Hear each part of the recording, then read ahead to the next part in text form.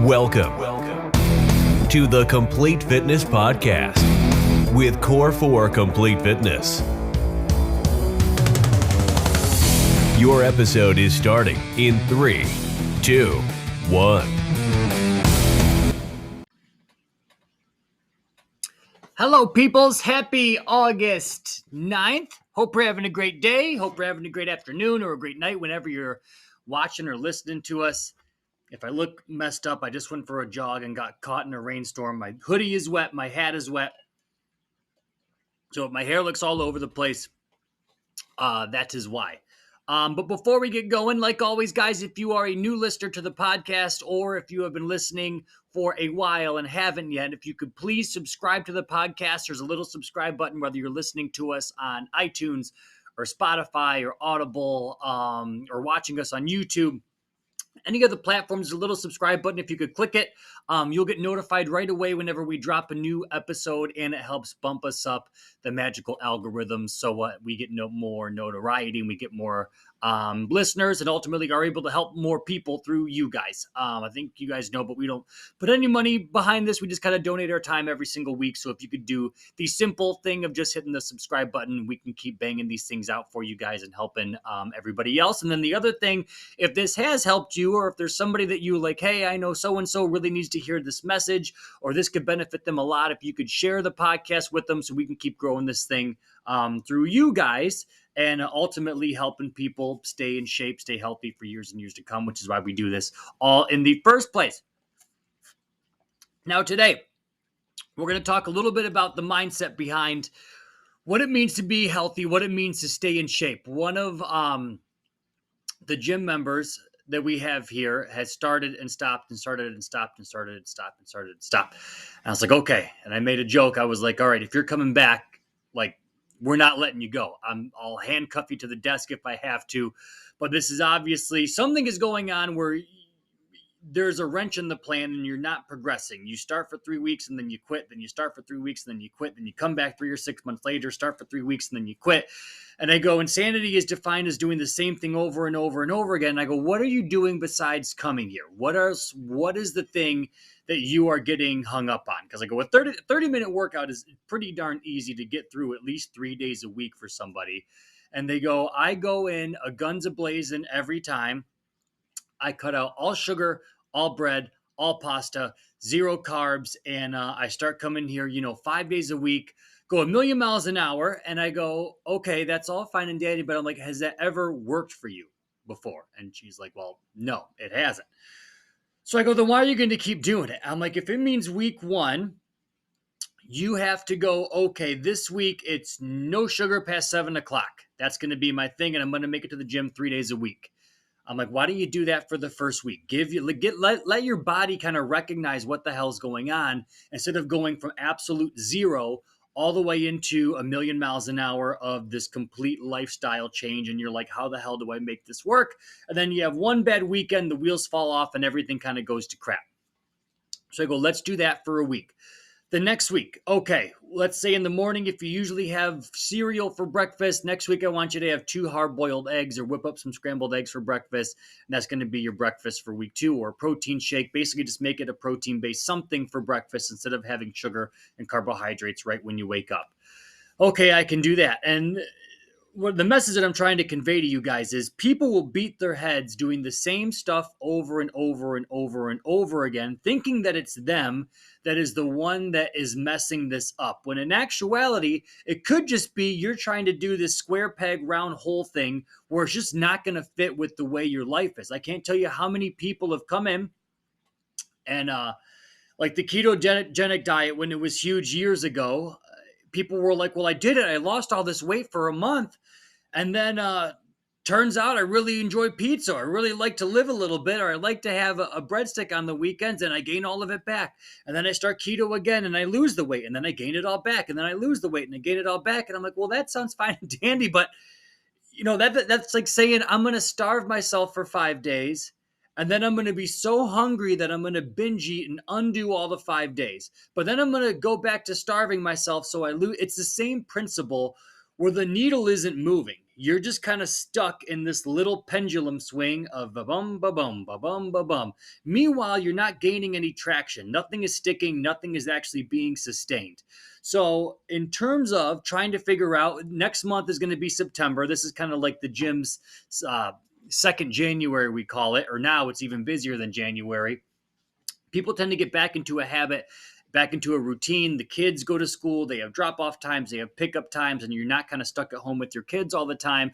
People aren't traveling as much, and people tend to cement a routine. So, whatever that routine is, guys, you have to make sure that it's actually sustainable, and you can do it not just for a couple weeks or while you have a week that's kind of easy, and then next week it's not going to stick, but then the week after that you can get back on it. Then the weekend after, you're going to go on vacation.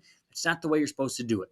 Do the things that you can do day in and day out that you can sustain. Don't look for what is the quickest way that I can get there. Look for how long can I do this? How long can I see the results? When you take it from this finite point where you're like, I just got to get to there. And then once I'm there, I can completely let the wheels fall off. And then I'll just go back and do it again and do it again and do it again. No, you want to be able to sustain this as long as humanly possible. That's how you stay in shape for years and years to come, and ultimately for the rest of your life, right? The reason why people exercise is not to just get healthy for 4 weeks. What the hell would be the point of busting your ass and being miserable for a month? The goal is to do it for the rest of your life. So you have to figure out a way to actually do that. And if it means kind of giving yourself that reality check and saying, okay, what I've done the 5 or 6 or 7, 8 times before obviously hasn't worked. I'm not going to try it for time 9 and time 10. I got to find something that actually can work with the way that I live. Now, second thing I wanted to talk to you about, that I guess kind of piggybacks on it, is I was cutting the grass on Saturday, and this kind of had this realization to me where people get stuck. And I made a post about this. We're creatures of habit. Like I said, we tend to do the same thing day in, day out. And people will hang out with the same people. And this isn't knocking anybody. We'll have the same habits. We'll eat the same food. We'll go to the same places.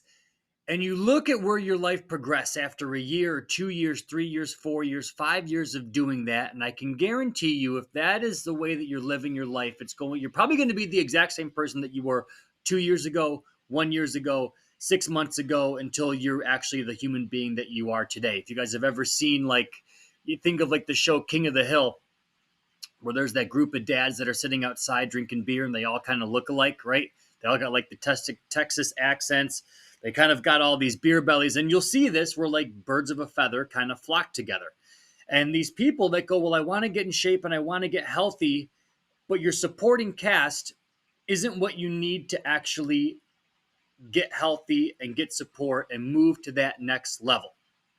I've said it before in here, but you're kind of the sum of the 5 people that you hang around with most, right? And if your environment or the people that you hang around with most, let's say, are going to get fast food 3, 4, 5, 6 days a week, they're ordering out, they're getting takeout at lunch, they're not working out at all, they're drinking on the weekends, they're eating like crap. How difficult do you think it's going to be the one that breaks away from that? Eventually, that thing is going to pull you like a tractor beam right back into it. You guys, very rarely do you see like, and again, this isn't to knock anybody, but how often do you see somebody that's in fantastic shape, ripped from head to toe, hanging out with 4 or 5 people that don't go to the gym, that are out of shape, that maybe are eating fast food, that are maybe getting pizzas every other night, that are staying up till 2 a.m, that are drinking pop, that are giving God knows what? Very rarely, right? Why is that? It's not because necessarily one is better than the other. Obviously, one is healthier than the other, but different ways that they live their life, right? The person that goes to the gym probably doesn't eat the crap, probably takes care of themselves. Maybe they feel better when they run or exercise than they would do sitting on their butts. And again, that's not to knock anybody, but you can see how these completely 2 different groups, one's over here, have these different ways that they live their lives. And if you don't set kind of the expectation for your circle or your people that are around you, whether it be friends or family, that, hey, I am going to a different place. It doesn't mean that I hate you guys or that I don't like you guys, but I'm going to start doing this. And I've given you guys the crab in the bucket speech before, where a lot of people, and I'll give you the quick Cliff Notes version, but there's this fisherman on this pier and he's catching all these crabs, and these crabs are inside of this bucket. And this guy walks up and one of the crabs is trying to get out, and he goes, "Hey, your crab is trying to escape. You better knock him back in or you're going to lose him and you're going to lose the other one and the other one." And he goes, "No, watch this." And all the crabs at the bottom start pulling him back down to where their level is. And he said if this crab was by himself, he would get out no problem. But all these crabs that are in here with him keep pulling him down, and there's no way this guy's ever going to escape and ever get out of this bucket with all these crabs, because that's just what they do. So you can apply this to your life as well, right? The people that you surround yourself with, a lot of the times when you start to grow or you start to get to a different place or a healthier place, it's kind of a defense mechanism. You're doing something brave that maybe they don't want, that they do want to do, but maybe they don't have the balls to do. The wrong way to put it. Maybe they don't have the bravery to do it yet. They go, "I know I got to lose these 50 pounds. My wife is giving me shit all the time. I know I got to do it for my kids, but damn it, look at Joe. He's already down 20 right now. And now I know that I have to do it. And it's way easier to make fun of Joe or pull Joe down with me than to actually call myself out and get to that next level."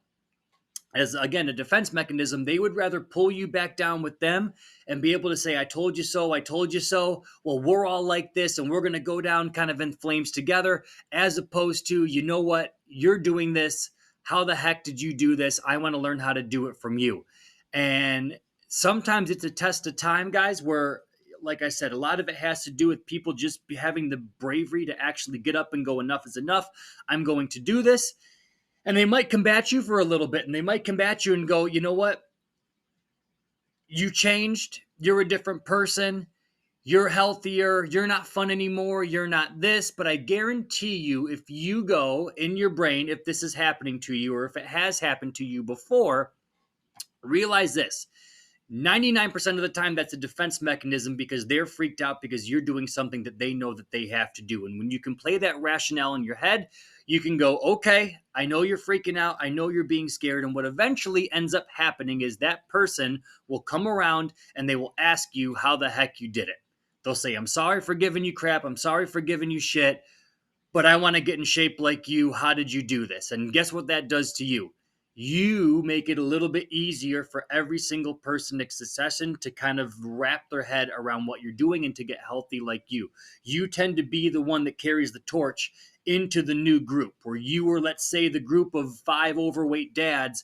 Now you're the group of 5 dads that maybe go to the gym together, or they do jujitsu, or they play hockey, or they ride bikes, or they go for jogs. Not saying you can't crack a cold one every once in a while, but those habits begin to change. Where instead of sitting outside, like I said, on King of the Hill every Friday or Saturday night, having a beer or a couple beers, maybe your Friday or Saturday nights consist of, again, going for a jog or going for a bike ride. But you can see you were the one to carry the torch and just stand on your own, and you had kind of the strength and the courage to do that. And eventually that draws people back into you, and you tend to form that new group.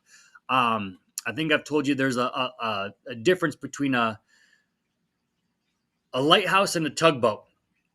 I've talked about this in my book, and they both essentially do the same thing. They take ships that are in the harbor, that are in harm's way, and their goal is to guide them to shore safely so they know where they're going, right? The only difference is the tugboat flies out there, it gets beat up by the waves, and it pulls these big, huge boats in, and then it gets them on there. Okay, ties them up. Shit, I got to go get another one. Same thing. Okay, get this guy. Go against the waves. I'm running out of gas. Everything's getting beat to shit. You tie that one back up. And then the lighthouse has the same principle, the same idea, but all it does is just stand on the shore and just shine super duper bright. It doesn't go out there. It doesn't, completely exhaust itself trying to save every little thing. It just goes, "Here I am. I'm going to shine as bright as I can so you guys can see me. And if you guys want to come this way, you can come this way." And that's what I want you guys to think of in terms of getting in shape.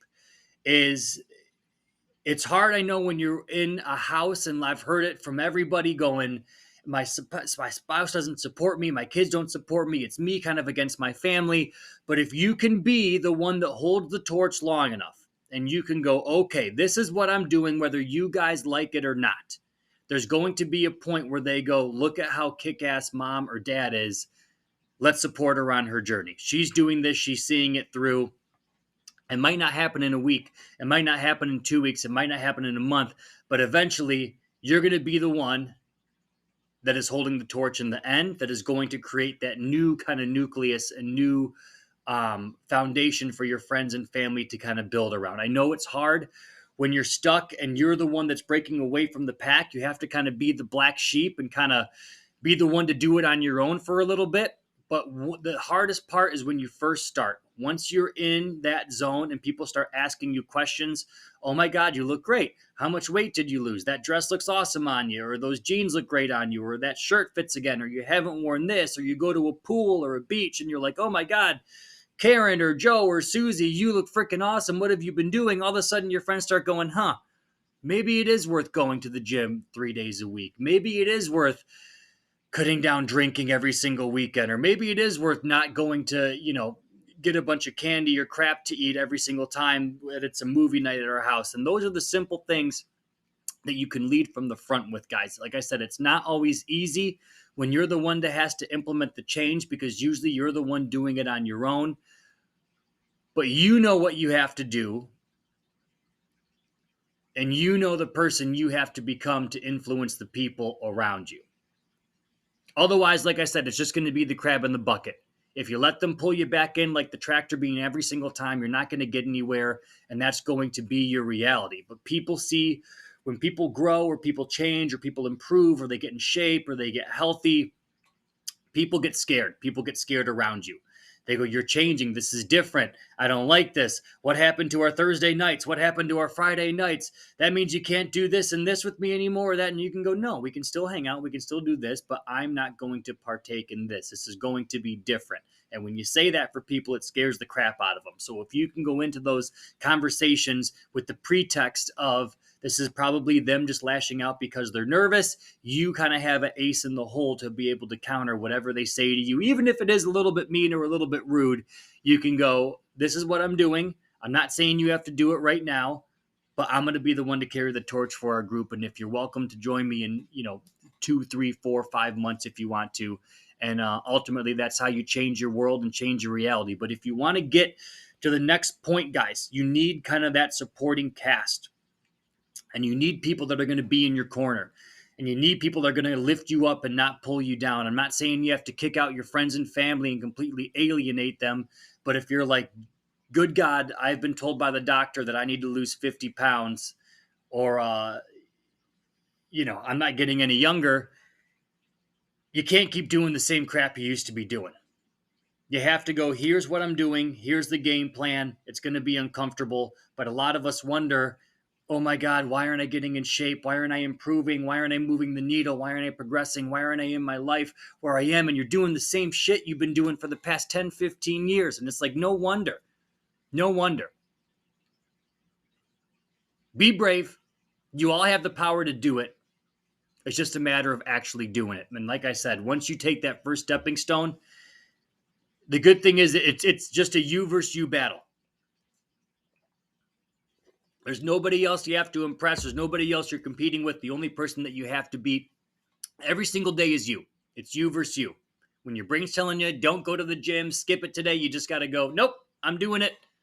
Shut my brain off. I just got to beat one person today, and that's you. And if you can break it down into those simplistic terms, it gets easier and easier and easier to actually get in shape and get healthy. So hopefully that gets your mind right. I know a lot of us, our schedules are going to be changing with the kids going to school and stuff next month. So while you guys, if I can avoid you banging your head against the wall going, is this what I should be doing? Is this should I start this? Should I do this? Who should I hang out with? Who should I do this? Then I'm glad that I saved you the headache. But that's all, peoples. What are we? Almost halfway through August. We got the busiest weekend of the year in old downtown Milford today. This upcoming weekend. Milford memories. So it's our daughter's birthday, 6 years old. So we're going to get out of town, and then we'll be back Sunday, and then start the busy season for the gyms. But like always, guys, like I said in the beginning, if you could subscribe to this. And the only sponsor that we have, our own sponsor, is us, core4supplements.com. If you need anything in regards to supplement, I told you guys we have collagen now. Best stuff if you want an easy dose of protein and something to help strengthen your ligaments, your tendons, your hair, your nails, your skin. It's freaking awesome. It's tasteless. You can put it in your coffee. You can put it in water, stir it up, slam it. It's got a hefty dose of protein into it. If you don't like to take protein shakes, or you can take that, and you can take a protein shake later in the day, and it usually doesn't cause any intestinal issues. Highly recommend. That is on the website now, core4supplements.com. And if you use the code word podcast, if you're a podcast listener, you will save 10% off your entire order. And if you spend over $100, you will get free shipping on everything. So swipe away, grab what you need. It's the best stuff on earth. I'm not just saying it because it's us, but it really is the best protein. It's the best tasting supplements I've ever had. So knock yourself out. I love you guys. Behave yourselves. Have a fantastic rest of the week. And I will see you back here next week. Adios.